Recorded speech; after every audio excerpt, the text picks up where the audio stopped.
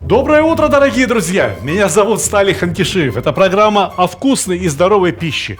Это программа о кулинарии, которая подчиняется очень простым и понятным правилам.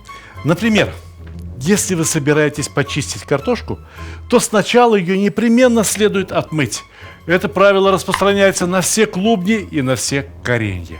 А если вы собираетесь готовить мясо, либо какую-то жирную птицу, скажем, утку, то вы должны иметь в виду, что лучше всего вкус этих продуктов раскрывает их собственный жир. Готовим баранину, значит на бараньем жире. Готовим говядину, значит на говяжьем жире. А готовим уточку, значит используем жир утиный. Вот с утиного-то жира мы и начнем. Анатомию утки представляет себе. Где у нее жир? Утка птица водоплавающая. Весь жир у нее под шкурой, под кожей. Прекрасно. Значит, нарезаем утиную шкуру, оставшуюся от каких-то других приготовлений, на небольшие квадратики. Что утиный, что гусиный жир можно нагревать до очень высоких температур. И они практически не горят, не дымят. При этом, что утиный, что гусиный жир очень легкоплавкие. Посмотрите, я их только рукой потрогал, а он у меня прямо в руках растаял. Именно с утиного жира мы и начинаем приготовление сегодняшнего блюда. Кусочки утиной кожи вместе с жиром я раскладываю в один слой, чтобы вытапливались как можно равномернее. Но немалые запасы жира находятся и в самой ножке. Я покажу вам, как вытопить этот жир и сохранить все утиное мясо. Идите сюда, идите поближе. Берем очень острый нож и надрезаем именно утиную кожу, стараясь не трогать мясо. Делаем этакие насечки, через которые жир выплавится, едва ножка попадет на сковородку. И пусть жир из этих самых ножек вытапливается одновременно вместе с жиром со шкурой. Укладываем утиные ножки в этот же самый сотейник и накрываем крышечкой. Пусть постоит под крышкой минут 15-20, до тех пор, пока кусочки кожи и жира под ним не превратятся в аппетитные золотые шкварки. Как аппетитно побулькивает в сотейнике. Вы только послушайте. Вы послушайте на этот восхитительный звук. Пора переворачивать ножки. И, наверное, самое время рассказать вам, для чего мне понадобилось столько утиного жира. Дело в том, что дальше утиные бедрышки будут готовиться полностью покрытые утиным жиром при небольшом нагреве и очень долго. И в результате получится то, что французы называют утиные конфи. Аналогичные мясные заготовки есть у всех тюркских народов, каурма называется. И у русских, украинцев, у белорусов есть всеми любимая тушенка. Поэтому, если вы не хотите связываться с уткой, можете взять либо каурму, либо тушенку, либо даже, если вы едите свинину, берите свинину и поступайте с ней точно так же, как я поступаю сейчас с уткой. Растопили жир, потом туда кусочки мяса и долго-долго жарить. Вообще мы сегодня готовим блюдо, в которое входят два основных ингредиента. Это, утка, либо мясо и картошка. Скажите, пожалуйста, а что, котлеты и картофельное пюре – это плохо? Скажите, пожалуйста, а что, казан-кебаб, узбекское блюдо из картошки и мяса? Разве это плохо? Разве это не вкусно? Вот и то, что мы сегодня приготовим с вами, будет очень вкусно. А лучок, который я сейчас нарезаю вдоль по меридиану перышками, нам понадобится для украшения картофельного пюре. Для начала приготовления я взял вот этот широкий сотейник для того, чтобы жир как можно лучше вытопился. И он вытопился очень хорошо. Однако, как я уже говорил, уточка должна готовиться, будучи полностью покрытой жиром. Для такой большой кастрюли и жира много понадобится. А я сложу утиные ножки в кастрюльку небольшую, утрамбую их поплотнее, и все получится очень хорошо.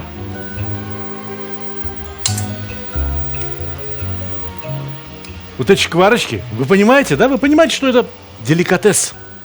Нет, я их использую в сегодняшнем блюде. О, вы только посмотрите, какие они красивые, хрустящие, ароматные. Очень аппетитные. Потрясающая картина. Великолепный момент. Вы согласны со мной, что такие шкварочки способны украсить вкус любого пюре?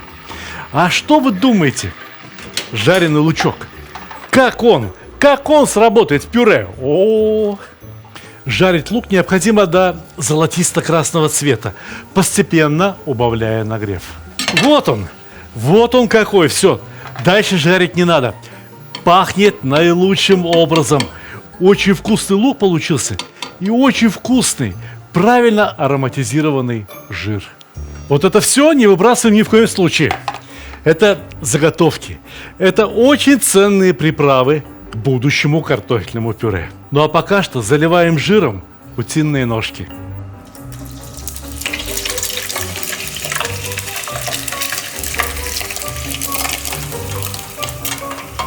Покуда ножки еще сырые, они довольно упругие. По мере приготовления они начнут обмякать, и они утонут. Они сами себя укроют в жире. И теперь самый маленький нагрев. Огонь маленький.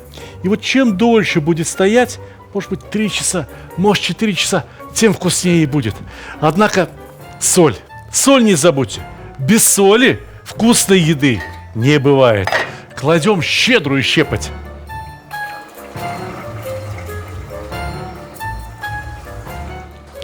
Ну а как же насчет картошечки?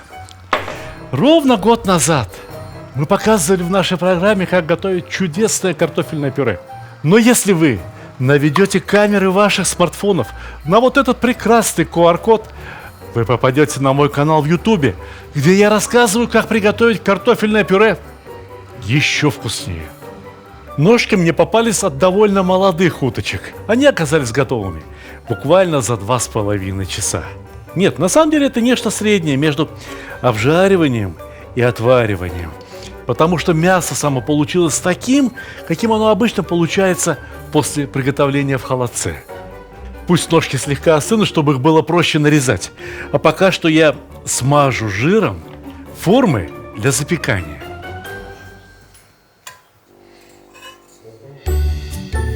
Жира должно быть столько, чтобы его хватило покрыть все бока и дно формы.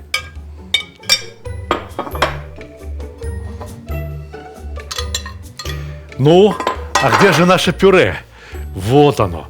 Превосходное, отличное картофельное пюре. Сначала дно формы выкладываем картофельным пюре.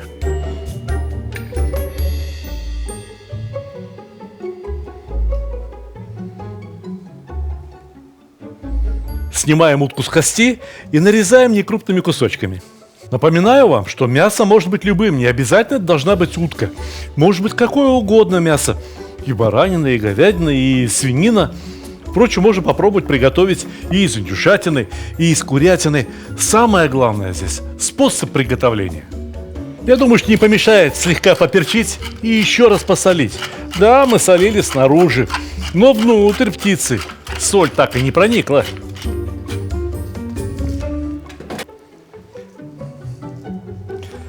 Раскладываем кусочки мяса поверх пюре.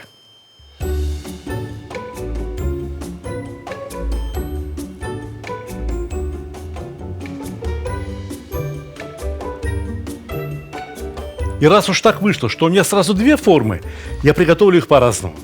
Одну форму я сдобрю шкварками и жареным луком.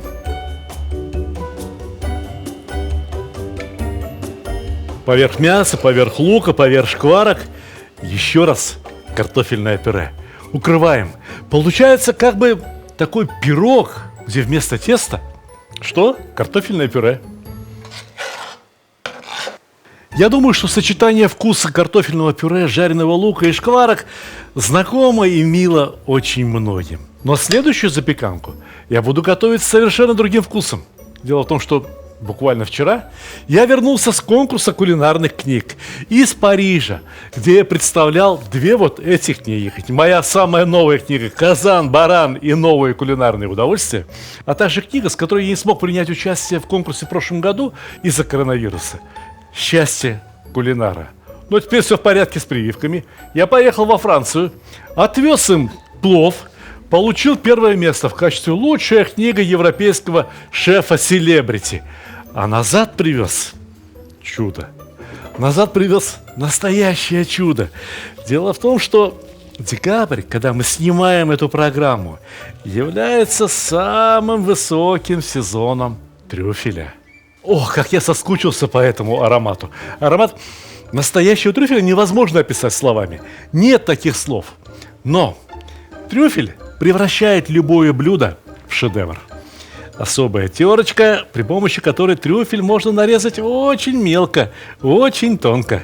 Ну, этого, пожалуй, что достаточно. Смотрите, сколько еще осталось. О, великолепные салаты. И даже обыкновенная яичница, не говоря уж о настоящем французском омлете, который я вам показывал. Если кто не посмотрел, идите на мой канал в YouTube. Посмотрите, если кто-то думает, что он умеет готовить французский омлет. К слову говоря,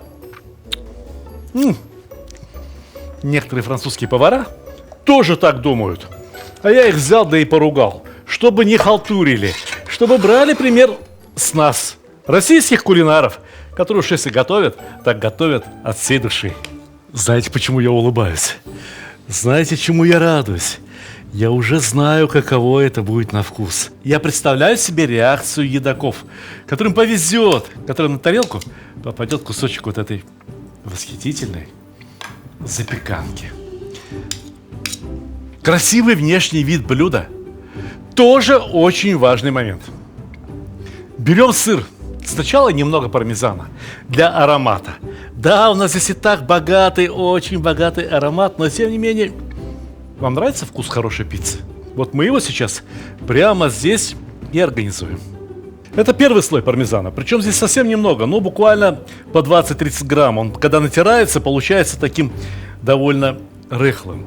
А сыр подешевле сверху. Сыр подешевле мне необходим для того, чтобы на запеканке образовалась хорошая такая уверенная сырная корочка. Вот здесь ого! Здесь граммов 250, а то может быть и 300 хорошего доброго сыра. Но имейте в виду, что в каждой форме у нас минимум 6 порций очень хорошей еды.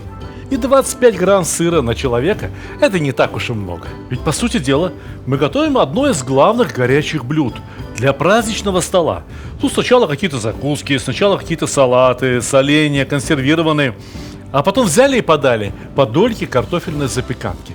Внутри утиное мясо, либо любое другое мясо. Сверху сыр. Все очень сытно, все очень вкусно, все очень ароматно. Мне кажется, что после этого, если только небольшой десерт.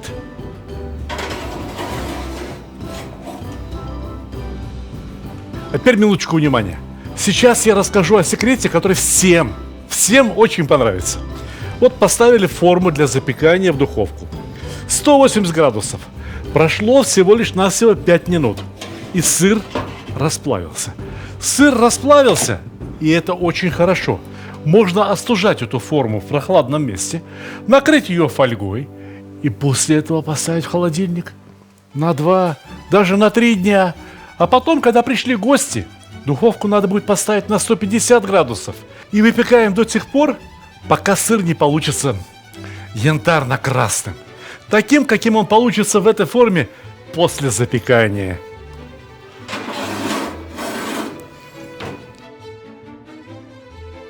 Итак, еще раз. Очень важные цифры.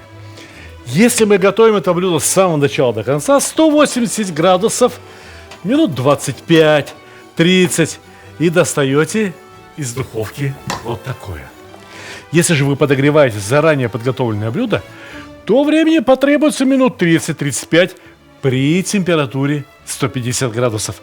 Но в любом случае правильнее ориентироваться на результат. Полюбуйтесь, какой у нас результат.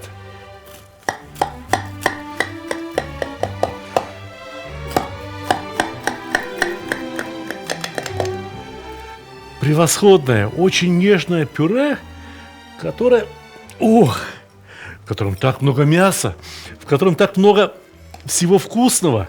Например, выжарок, лука. И вы знаете, сейчас это невероятно вкусно пахнет. Я, пожалуй, что положу себе еще один кусочек.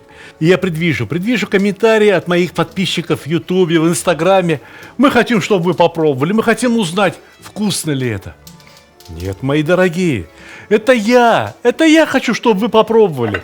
Это я хочу, чтобы вы убедились, что это очень вкусно. И я абсолютно уверен, вы справитесь. Вы все обязательно справитесь, да так, что у вас появится желание сказать: приятного вам аппетита!